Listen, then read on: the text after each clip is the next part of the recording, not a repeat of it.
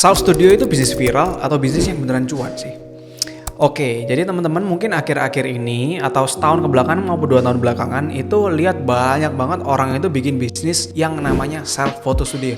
Sebenarnya itu apa sih bisnisnya? Sebenarnya apakah itu masih cuan sih sampai detik ini gitu kan? Oke, jadi saya akan jelaskan berdasarkan pengalaman saya. Saat ini saya memiliki 9 cabang, hampir 10 cabang untuk di bisnis self studio, dan saya akan jelasin kenapa kok banyak itu orang mau invest ya ke bisnis self studio. Karena sebenarnya gini, fundamental berpikirnya adalah banyak sekali orang itu yang dari dulu hingga sekarang itu butuh foto studio, teman-teman. Jadi kan ketika wisuda, ketika teman-teman ada ulang tahun, ketika teman-teman ada mau foto keluarga, itu tuh biasanya kan kita zaman dulu bisa ke foto pantai ataupun ke foto-foto yang biasanya foto profesional ya teman-teman. Jadi teman-teman akan membayar sekian ratus ribu hingga beberapa juta untuk melakukan foto profesional tersebut. Nah, tapi apa sih pola berpikirnya self studio ini? Nah, jadi mereka, para foundernya self studio ini berpikir gimana caranya biar bisa ngedisrupt foto-foto studio pada umumnya seperti itu. Akhirnya mereka bikin setupan kamera yang cuma pakai tripod, yang cuma pakai kamera, yang bahkan fotonya tuh nggak ada orangnya, pakai remote doang. Akhirnya terciptalah self studio. Dan apakah bisa? Ternyata bisa. Karena kita nggak bisa jual harga yang tinggi-tinggi sekali gitu kan. Dan kita nggak harus jual harga yang tinggi karena kita nggak harus bayar fotografer, teman-teman. Nah, disitulah ada unique selling point-nya si self photo studio. Jadi kita bisa hasilin foto yang proper, kamera yang proper, studio yang proper tanpa adanya operational cost maupun OPEX itu yang cukup tinggi. Ya, kita bisa bermain di harga. Itulah kenapa sebenarnya banyak sekali orang-orang yang membuat self studio di 1-2 tahun terakhir. Karena to be honest, setup-nya itu simple sekali, teman-teman. Bahkan saya lihat ada satu channel YouTube itu yang ngebahas gimana caranya nge-setup dari awal hingga akhir, softwarenya A, softwarenya B, karena itu to be honest cukup mudah, teman-teman, daripada teman-teman bandingkan ke bisnis-bisnis yang lain. Contoh ya, kompleksitas bisnis laundry itu harus kita beli dryernya, kita harus beli mesinnya pun ada mesinnya komersial, mesinnya ada yang personal. Nah, kayak gitu-gitu kan kalau kita nggak ngerti dan kita nggak mendalami lebih dahulu itu kan repot ya, nanti kita bisa rugi karena harga mesinnya itu juga mahal, nanti instalasinya seperti apa, nanti ada dryer yang meleduk dan lain sebagainya. Nah, itu kan kompleks sekali. Nah, kalau misalnya kita bandingkan ke self studio, kita tinggal beli kamera, kita tinggal pasang tripod, kita bahkan beli lighting, yes, gitu-gitu aja sebenarnya. Gimana caranya nanti orang bisa lihat hasil fotonya di komputer? Nah, itu kan cukup simple ya. Nah, itulah yang melatar belakangi kenapa banyak banget orang itu nge-setup, karena kompleksitasnya itu sangat sedikit. Nah, dari situ akhirnya menjamurlah ada self studio A, self studio B, self studio C. Bahkan sekarang itu juga banyak sekali yang seperti kita lihat yang dari Korea itu jadi kayak booth. Nah, jadi modelnya self studio tapi dia pakai booth otomatis di atas screen dan lain sebagainya. Printernya nanti bisa langsung ngecetak dan lain-lain. Nah, itulah juga salah satu turunan dari self photo studio yang pada umumnya. Nah, pertanyaannya, cuan apa enggak gitu kan? Nah, jawabannya adalah sangat-sangat cuan kalau ramai. Nah, karena semakin mudahnya barrier to entry itu untuk ditembus untuk membuat satu outlet self studio, itu akhirnya membuat persaingan itu sangat-sangat ketat ya, teman-teman. Nah, disitulah kita harus mengerti, oh, self studio ini masih cuan, self studio ini masih nggak sebegitu cuannya, self studio ini agak rugi. Nah, itu kenapa? Karena biasanya kita lihat dari trafficnya. Kalau misalnya kita sekarang ya cuma setup itu kan cenderung mudah tadi itu kan. Tapi kalau misalnya nggak ramai, otomatis OPEX-nya itu juga nggak akan nutup, teman-teman. Karena alat-alat ini walaupun simple, tapi itu kan juga cukup mahal. Contoh, kita ngomong yang kamera yang paling gampang lah, kayak kamera Sony A6400 ya, itu kan harganya sekitaran 13 jutaan. Itu nanti belum tripodnya yang proper 1 juta, lensanya katakanlah lensa-lensa murah-murahan lah 1 juta 2 juta, nanti lightingnya itu berapa juta. Nah, itu kan sebenarnya ya minim-minim teman-teman bisa keluar 30-40 juta, belum nanti sewanya, renovasinya dan lain sebagainya. Nah, itu kan juga perlu dikembalikan tuh uangnya dari return on investment dari alat-alat yang kita beli. Nah, itulah jadi pertanyaannya, apakah ramai? Ketika itu ramainya nggak seberapa, otomatis teman-teman hanya akan ngebayar CS dan operator yang bekerja di tempat tersebut.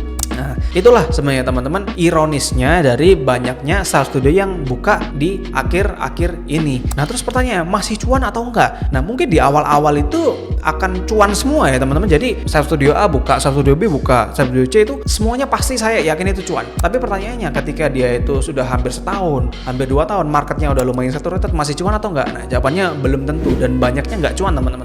Karena semakin banyaknya self studio akan orang-orang itu akan membandingkan, oh, self studio ini murah, self studio ini murah bagus, self studio ini udah murah bagus, ramai. dan mantap sekali pelayanannya. Nah itu akan yang terjadi, dan orang-orang akan membandingkan dari situ. Akhirnya orang nggak akan ke self studio yang kecil-kecil tadi itu. Orang akan ke self studio yang paling besar, paling ramai, yang paling murah, yang paling bagus, yang paling lah pokoknya. Nah biasanya yang paling cuan akan semakin kesini. Nah kalau saya lihat sih cenderung itu ya, pendapat saya pribadi sih, itu tuh zero sum game untuk di detik ini ya. Jadi kalau misalnya di sini ramai, di sini biasanya nggak terlalu ramai. Jadi nggak bisa kayak ramai semua untuk detik ini. Nah kita nggak tahu kedepannya nanti ada inovasi yang seperti apa yang bisa ngepecah lagi marketnya dan bisa bikin semuanya itu ramai. Tapi yang saya pahami sekarang, kenapa kok di bisnis saya, khususnya di Koi Studio, di self studio ini, saya masih bisa opening terus meskipun sekarang banyak badai PHK, meskipun sekarang lagi nggak menentu, ada geopolitik dan lain sebagainya. Karena itu tadi, paling nggak saya bisa bilang sih masih ada hokinya ya saya. Waktunya tepat waktu itu dan momentumnya pas. Jadi waktu itu saya buka cabang pertama saya di Kota Malang. Nah akhirnya di situ BEP dalam 3 bulan, BEP lagi saya buka,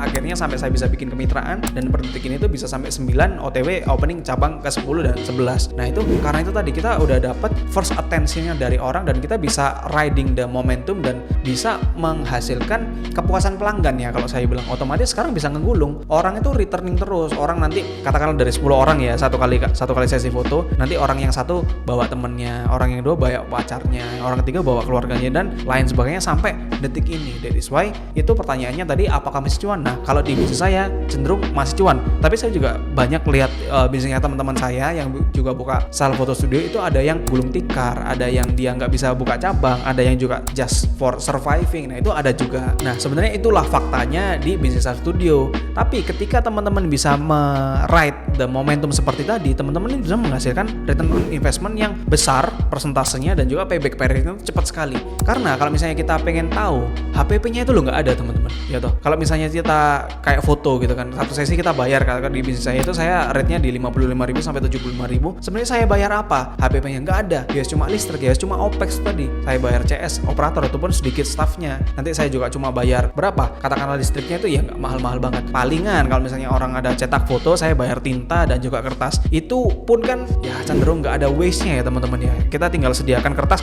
itu nggak akan kadaluarsa dalam setahun juga anyway, setahun 2 tahun kalau nyimpennya bener nggak lembab itu juga oke. Tinta pun cenderung nggak secepat itu expired date-nya, jadi cenderung lebih safe. Nah ketika pun amit-amit ya ada yang gulung tikar pun, ketika kita jual ya kamera, peralatan-peralatan elektronik itulah masih ada harganya, daripada kita nyetok kayak waduh kita nyetok ayam itu kan bisa basi, kayak kita nyetok apa kayak itu kan bisa basi semua. Nah itulah kenapa net profit marginnya itu bisa sangat tinggi, karena itu tadi ketika kita ramai OPEX-nya itu akan menjadi sangat kecil. Jadi coba kita lah berhitung kasar lah ya, satu cabang saya yang paling besar itu staffnya itu sekitaran cuma 7 ya teman-teman. Jadi satu studio itu nanti ada satu operator, nanti ada di ruang operator juga ada operatornya, di ruang tunggu ada CS-nya, jadi 3, itu shift-nya 2 kali jadi 6, nanti ada 1 orang yang menggantikan ketika masing-masing dari mereka itu libur. Nah itu cuma 7 orang, dan orang-orang tadi itu nggak full time teman, itu cuma part time. Jadi kita bisa hire kayak mahasiswa ya, orang-orang yang biasanya mencari pengalaman bekerja, karena skillnya pun kita nggak butuh orang yang bisa foto dengan profesional, nggak terlalu seperti itu. Nah itulah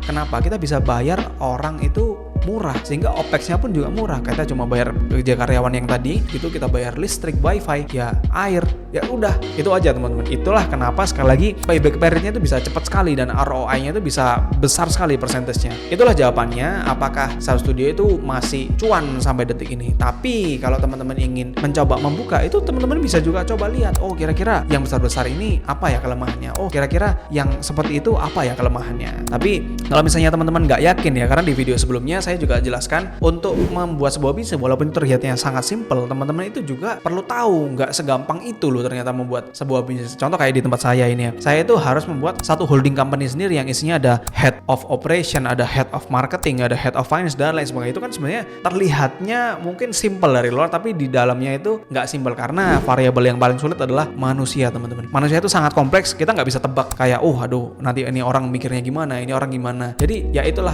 bisnis, dan ketika teman-teman tadi nggak punya waktu untuk menghandle itu semua, saran saya better ya teman-teman cari investasi yang menurut teman-teman itu sama profit resiko dengan teman-temannya. Contoh, saya tuh punya beberapa mitra ya, saya tuh punya mitra 4 orang, satunya ini dokter, satunya ini profesional yang gajinya tinggi, yang satunya ini pensiunan, yang satunya ini profesional juga. Nah dari ini semua itu orang nggak ada yang punya waktu. Nah akhirnya mereka invest ke saya untuk saya bikinkan cabang mereka dan saya ngoperate, mereka terima passive income-nya aja. Nah itulah cara yang bisa teman-teman ambil. Tapi teman-teman juga tetap bisa ya, kalau misalnya teman-teman punya waktu banyak, teman-teman ingin buka bisnis A, bisnis B, bisnis C, ataupun kalau misalnya teman-teman profil resiko yang nggak seriski itu, teman-teman bisa juga invest ke kos-kosan, kayak teman-teman bisa invest ke beli emas batangan, beli emas antam dan lain sebagainya. Jadi kembali ke profil resikonya teman-teman. Jadi itulah teman-teman jawaban saya. Emang beneran cuan apa enggak sih? Jawabannya adalah masih sangat cuan untuk Self Studio di bisnis saya teman-teman. See you on the next video.